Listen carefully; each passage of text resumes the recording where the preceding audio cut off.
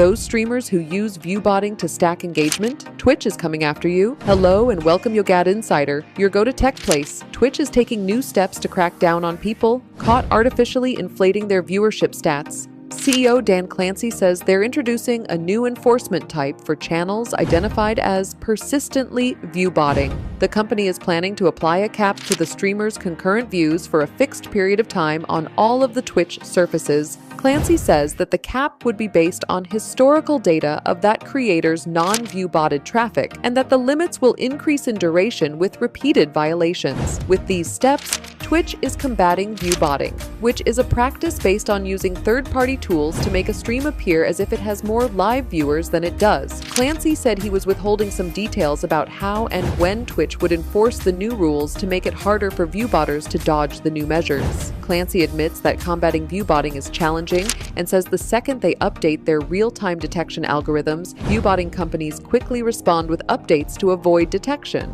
This isn't the first time Twitch has tried to crack down on viewbotting. The company has regularly removed suspected bot accounts from its platform. However, what's interesting about the company's latest strategy is that they will directly penalize the creators' streams who get an inauthentic engagement. But this was not an entirely welcome update. Some raised concerns under Clancy's post that the new policy would unfairly target smaller streamers with viewbotting and suppress their reach. They are also confused how the company will separate suspected viewbotting from natural spikes in engagement. For more updates, subscribe to GadInsider, like and share the video, and don't forget to press the bell icon so you never miss any update.